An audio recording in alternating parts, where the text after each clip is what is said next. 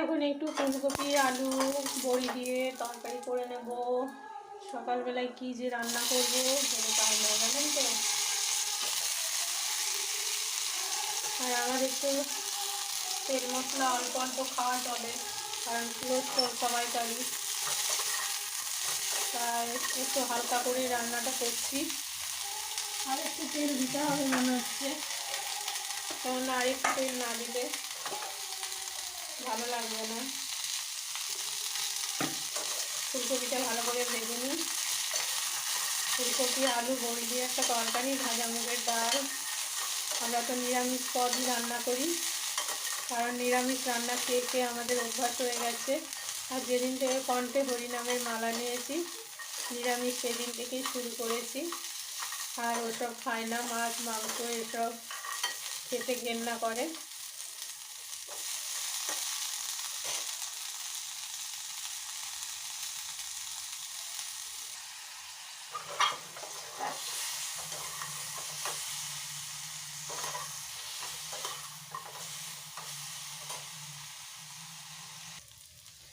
এখন একটু ভাজা মুগের ডাল বসিয়ে দিয়েছি। আজকে বেশি কিছু করবো না, আর আমরা রান্না সেরকম বেশি কিছু করি না।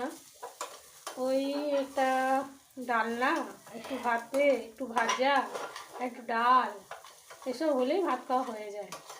তো এখন একটুখানি ভাজা মুগের ডাল করছি। বাড়িতে সেরকম কিছু আনা নেই, একটু বাজার দিকে যেতে হবে। ভাজা মুগের ডালটা করে নিই। আর এই ভাজা মুগের ডালটা ভেজে করলে না খুব ভালো লাগে খেতে।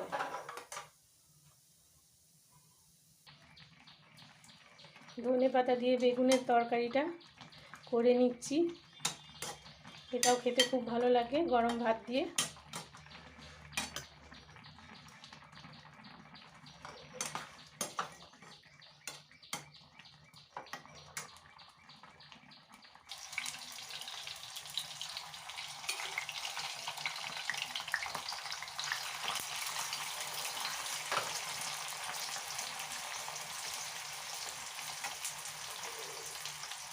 এটা ফ্রেঞ্চ ফ্রাই বানাচ্ছি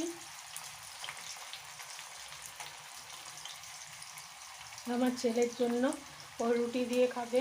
আর এটা না রুটির থেকে বরং শুধু খেতে বেশি ভালো লাগে, সস টস দিয়ে খেতে বেশি ভালো লাগে।